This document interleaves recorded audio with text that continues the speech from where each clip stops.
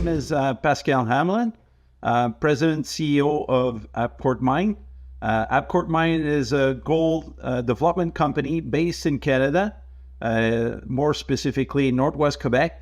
We 100% own a mill, the Sleeping Giant Mill, and we are currently advancing the Sleeping Giant project, which is directly underneath the mill.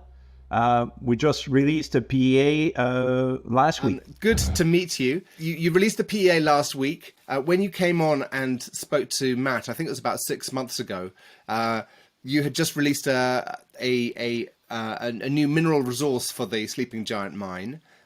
You also spoke about starting a kind of an underground drilling program.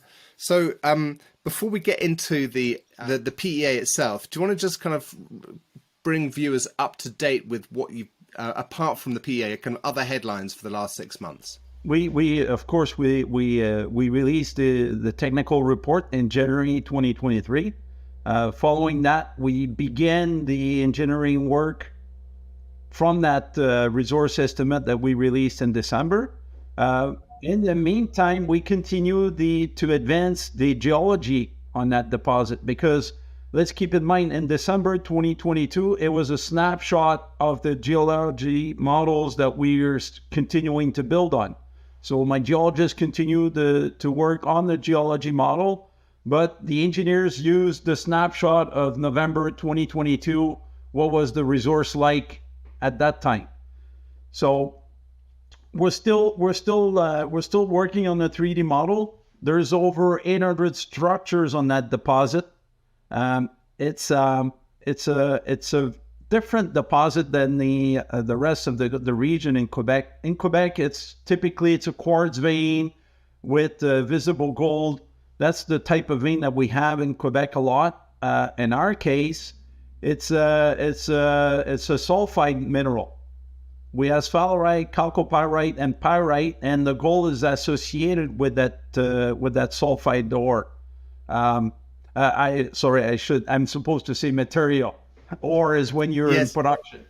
Yes, or is when you've gone through all of the modifying factors and you've got everything defined. Yeah, so I'll still call it material, but it's the same mineralization. So what's interesting with Sleeping Giant is we're dealing with branches of a tree. We're currently, in the last 40 years, that deposit, my predecessor were mining branches of a tree. We identify more branches, 800 of them, but no one found the trunk yet. So we're still looking for the trunk. But in the short term, we're going to continue working with the branches, because that's what's near surface. And within reach from our existing drifts, we have, the shaft is 1,300 meter deep. We have drifts every 60 meters, so there's a lot of development done in that mine. It's all being kept dry. It's well maintained. So the next phase for us, since we released the PEA last week, the next phase for us will be to continue the drilling and to advance the geology to lead us towards a pre-feasibility. Okay, good. I will come on to the PEA, but there's so many questions. You talk about branches on a tree. Does that mean you're kind of thinking of like a flower structure with the mineralization on structure, or is that stretching the analogy too far? It's kind of a folding sheet, like this. I'm trying, and then it's plunging to the east. Okay. So it's a lot of mineralization. It's kind of an ellipse plunging to the east, and it starts right on surface. And you see all these structures to the north and to the south. So it's the complexity is there, but with the 3D model that we just built, it helps the geologists be able to explain to the mining engineers where the veins are. Sometimes historically in the past, the geo had the vein in his head, but he was not able to explain it to the engineers. What was the kind of the typical mining width? So are these very narrow I mean, I'm interested with the kind of the mineralogy of the chalcopyrite and the sphalerite and the pyrite. I mean, is it just on the structures, or are there veins, or is it in a particular lithology? I mean, what controls the mineralization? Yeah, it's within structures. The vein, the typical vein width is between 30 centimeters up to 2 or 3 meters. So it's narrow vein mining method, subvertical, but very, very continuous. Like you're going to see the vein, the fluid came in, injected, went through the cracks and filled the gap. And then suddenly you got at a later stage, you got fault that came in to displace the vein. So you're going to follow the vein, and suddenly you're going to have a displacement of maybe 1 or 2 meters. And then the vein continues. And have you employed kind of a bunch of structural geologists? Because this sounds as if it kind of needs a... Oh yeah, I have. That's what the geologists are working on it right now. I got a former Red Lake guy working for me. He's based in Val-d'Or, so that helps. My geology team, they're all structural engineers, structural geologists from the camp. They're all regional people. Okay, and I heard in your earlier interview talking about that the resource estimates beforehand were kind of done with hard copy on paper and polygonal estimates rather than using the software. Now, I'm not necessarily kind of a blind supporter of just using the computer, just because you can often lose touch of the actual geology, and the quite often those paper estimates were done by geologists who really knew the ore body, but it must have made the process of transferring the geological knowledge from the head of the geologist into the computer model and then into the PEA a little bit smoother. You got to do both in my head. You gotta make sure that the 3D model fits with the underground workings. That's and then you make sure, because we have over 800 intercept, like over 800 structures. You got to make sure that there's even today, we still have a lot of orphan intercept, like very good vein, like very good, let's say 60 grams per ton over 2 meters. And it's an orphan intercept. It's not linked to anything because the geologists are not sure if it's going to be linked to the vein A or the vein B. And it will require definition drilling. And our PEA would put a cost of about $18 per ton just for definition drilling. That's historically, the chief geologist that was there in the 90s worked for me and between 2012 and 2016. And this guy told me this mine requires like 4 or 5 underground drill rigs. That's where you're going with the 15,000 meter underground drill program. And I know he was probably talking about production drilling, but you're talking about kind of resource conversion from inferred to exclusively conversion, resource conversion. Because you've got what is it? You've got 173,000 ounces in measured and indicated, and you've got 248,000 ounces in inferred. Well, as that snapshot was in December. Yeah, and then off those ounces, 180,000 ounces make the PEA. Yeah. So I saw that. So it was 188. Look at also is the distance. Let's say we got a vein, we got a potential stope, but it's 600 meters from the nearest opening. The development to get there will kill the value of that zone. So we excluded those zones from the PEA. Okay, so let's look at the PEA. The headline figures. It came out with an NPV of $54 million and $42 million after tax. And $42 million of capex to get started. That's correct. And it would produce just over 180,000 ounces of gold over 6 years at a rate of about 30,000 ounces a year. That's correct. And the upside is just the fact that we're still touching the branches. So our goal with that PA, the cash flow that will be generated from like we project $30 million of net cash flow from that mine. The G&A, like the corporate G&A, we're going to keep it lean. So the majority of that cash flow will be used to grow the company. My basic position, and this is with the greatest respect, is that small projects are a bit of a headache. You know, it feels. I think the phrase I've used before is a hamster wheel. You're so busy replacing resources. You're so busy as a team running an operation, but it never really generates the free cash flow that enables a company to kind of take that growth step. So it is the Sleeping Giant mine at risk of being one of those? Well, at the current metal price, I think there will be room, a lot of rooms. Like our operating margins will be close to $1,000 an ounce because we're a high grade mine. Keep that in mind. Historically, the mine for like 30 years, the head grade to the mill was 10.3 grams. In our PEA, we use 8.1. Right. So there is even a margin on the grade. And 8 grams is a very high grade deposit for Quebec.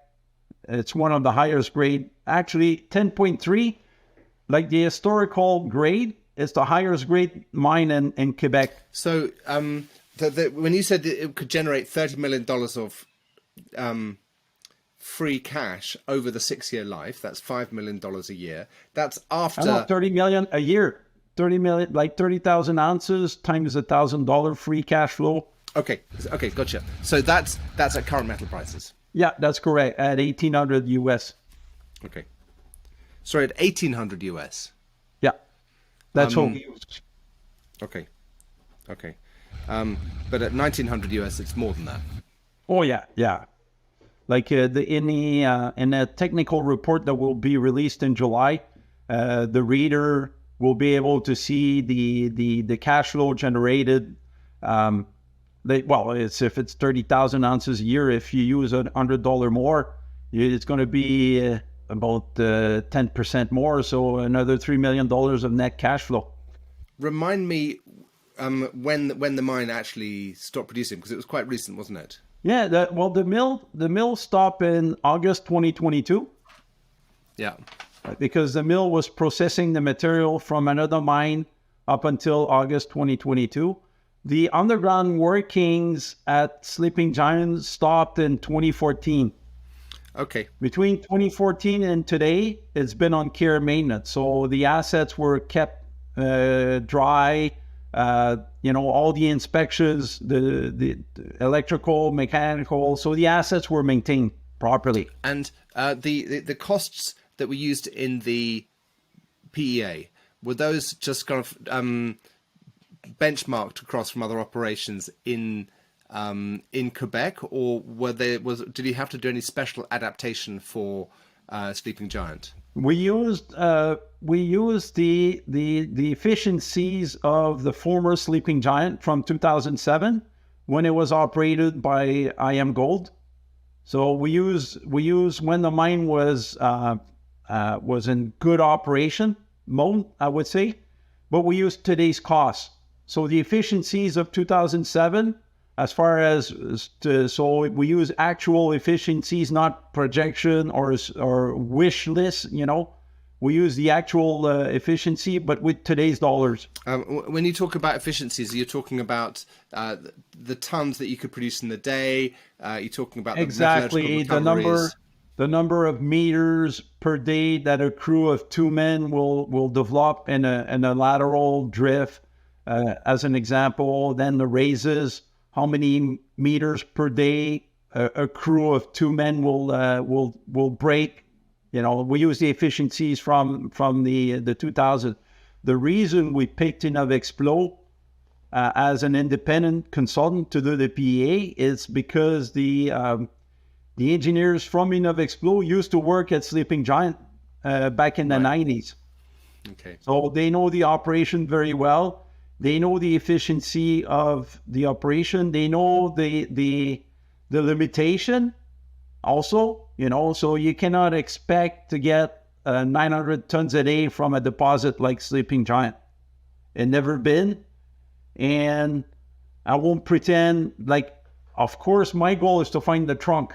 So if I apply the same efficiencies to a 6 meter vein instead of a 1.5 meter vein, you get way more tons. But I got to look for those 6 meter vein. So, and I'm suspecting they're at depth and to the east. And when you run the mine at the scale that you have planned in the PEA, what's the mill capacity? What's it running at? Is it running at 60% or 70%? 50. So there's room for growth, just with the existing infrastructure. So no additional capex. You can, if you find wider mineralization, you can expand your throughput without additional capex. The shaft is able to handle 1,500 tons a day. The mill is able to handle 750, and it's permitted for 900. And you're planning to produce at the rate of whatever that is, 37, 350. Yeah, that right now it's 350. The mill throughput and the PEA. So there's a lot of room for growth. And the main constraint there is the resource size to give you 6 years of production. Not more. It's more the stope size. Okay. It's the amount of material you can extract on a daily basis with the logistics. I see too many projects. They state that they're gonna mine 60 stopes or 100 stopes a year. Yeah. Logistically, you go. Let's say you go on your 7 days off. You come back to work, and the mine is upside down. It's totally different than when you left. It takes you a few, and you yourself and the entire crew comes into a new workplace every day. It can't be. So you gotta. That's the restriction. It's the fact that the changing environment. If it changed too often, the operators it's going to increase the cost, lower the efficiency. I won't name projects, but I saw it many occasions in Canada where they say, "Oh, we will do," it doesn't work. You're gonna. So that's the limiting factor it's the stope size. If you're able to find a stope, let's say at 30,000 tons, if you extract 1,000 tons a month, that's one stope per month. The operator is able to keep track. They're able to stay focused. But if you tell them you're going to extract 10 stope per month, it's a stope every 3 days. Really interesting. And in some ways, kind of an indicator of the growth of the operation. Let's say you get it up and running in a couple of years' time, but the indicator of whether that operation is able to expand in production, therefore, hinges on the underground drilling. Can you target areas where you're going to get the trunk, as you call it, or 6 meters instead of 1.5 meters? If you can consistently intersect material of kind of greater thickness, that would give the investors a kind of a line of sight on a kind of a rising production rate. That's correct. They would see it coming. Like once we start intersecting larger structures, they'll see it coming. You're right. Our goal in the short term will be to get the mine running. So, of course, like my geo over, let's say, a budget of, let's say in percentage, 80% of the budget will be on definition drilling, so converting existing inferred resource into, we'll be on converting inferred into indicated categories. And the 20%, you got to let the geologists swing for home runs, Yeah. So there'll be a budget for a portion of the budget will be to find the trunks and find the tree. Have you started the 15,000 meters of drilling underground? No. The contractor has been selected. Yeah. We had discussion with them. They typically have equipment for larger mines, like mechanized mine, where you got scoops and jumbos and the drifts are like 4 meters by 5 meters. This is not Sleeping Giant. Sleeping Giant is 3 meters by 3 meters. So we need smaller drill. So the contractor is modifying right now his drill rig to fit our drifts. The geologists are ready. The core shack is ready. So I expect the drilling to start in July. Okay, and you're doing a $3 million capital raise at the moment. I think that was recently announced. That's kind of looking to close that by the end of the month. That's correct. So we're very busy on that phase right now. Okay, so you had $3 million at the end of March. You're looking to raise another $3 million. So you'll come out with kind of probably around $5 million or something like that. And is that enough for you to do the 15,000 meters of drilling and advance the project through the rest of the year? With the numbers I have right now, yes. So there will be sufficient to get us to the pre-fees. It's tough markets, huh? Sure. It is. But we're fortunate to be able to sell gold. Like, we have a mill, and there was mud on the floor that we collected. I sold, like, I had a net earning in the last quarter because of that. Right. I won't say I will have a net earning again this quarter, but it's coming pretty good. So we're still selling gold. So that's the beauty of being to have a mill. Yeah, get that jet washer out and kind of getting all the crevices and all the cracks. Gold finds every crack in your mill. Yeah, absolutely. Talking about money, I mean, we've got to look at the potential capex of this. $42 million versus your market cap of $21 million. What are your thoughts about the general terrible capital markets situation and how you might go about raising that money when it comes to it? I mean, obviously there are lots of steps beforehand, but just already starting to conceptualize. Yeah, so there will be debt and equity for sure. There's always appetite for gold sales. So it all depends on the terms, but we'll be open. And as you get closer to production, there will be more people lining up to offer you debt and gold streams or gold sales or offtake agreement. But they're all lining up. When you have a pre-feasibility, they're all there. Product streams as well as the gold. I mean, will you be producing a con? Does the copper and the zinc go? Does it have any commercial value or not? No, not at the currently our mill is carbon and leach.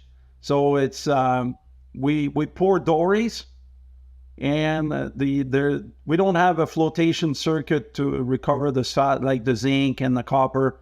If we find the trunk, I tell you, I'll add a flotation circuit. Yeah.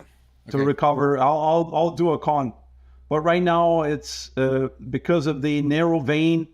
It's more economical just to recover the gold. And none of the copper mineralization is cyanide consuming. You got to do your flotation before you had the cyanide in the circuit.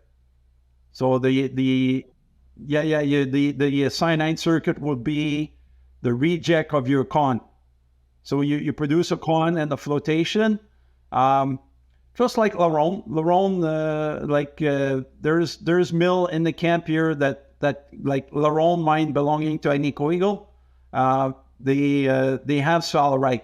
So they have a con, and then the reject from the con, they send it to the cyanide circuit to recover the gold. So my question was that the chalcopyrite and the sphalerite in Sleeping Giant doesn't affect the recovery of the gold in the CIL that you've got at the moment? No, it doesn't affect it. The recovery, the historical recovery is over 96%. Okay. Of the gold. Yeah. That's pretty damn good. Yeah.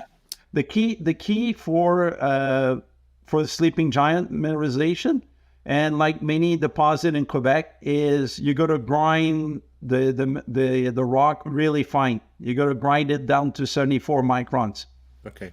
Fortunately, we're on the power grid, so we have access to one of the cheapest electricity in the world.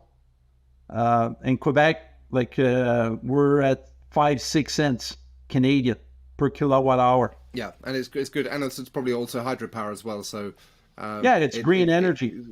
Got all those eco credentials. Money's tight this year. Does that mean that it's just Sleeping Giant is the kind of front and center, and everything else is slightly on the back burner for this year? See how it goes. See how the balance sheet looks. Exactly.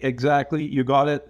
The focus is Sleeping Giant. I'll be doing a little bit of drilling at Discovery and Flotte. Okay. But the bulk of the focus, the energy for Abcourt is Sleeping Giant. Good. And what can investors look forward to in terms of kind of the news flow? What are you planning to deliver over the course of the rest of the year? Drill results and the pre-feasibility eventually. Okay. And when it comes to those drill results, really, again, just to emphasize the point, the wider the intercept, the better it is for the company.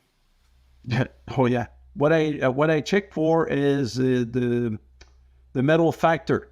So I take the width times the tonnage, the tons per grade. So the grade times the meters, the intercept, and if it's over 100, I get excited. And when so 30 grams over 3 meters, I get excited. Of course, 100 grams over 1 meter, I get excited. 30 grams over 0.2 meters, not too excited because it gets diluted, So I look for the metal factor of over 100. What's your remind me? Is it did you say 1.5 meters was your minimum mining width? That's correct. The minimum mining width 1.5 meters. In this PEA, we use 2 meters, 6 feet. So a little, I think 1.8 meters or 1.9, but it's 6 feet, 6 feet wide. Yeah, I'm so used to the scientific world and the engineering world using SI units, not imperial. Okay, yeah, so that's also that. Yeah, conventional miners, they're still in Canada. We're a little bit awkward. We take 8-foot rounds. And if you go to a guy, you say, "Can you take a 2.4 meter round?" He's going to look at you and say, like, yeah, no, sorry, I can't do that. And if you ask a Canadian how tall he is, he's going to tell you 6'2" or 6'1". If you ask him how tall you are in meters, he will look at you. Unless he's a cyclist. It's the cyclists that know their height and their weight in centimeters and kilos. Good, Pascal. Thank you very much. Good luck with the rest of the year, and I look forward to hearing your progress as you go through the year. Thank you. My pleasure.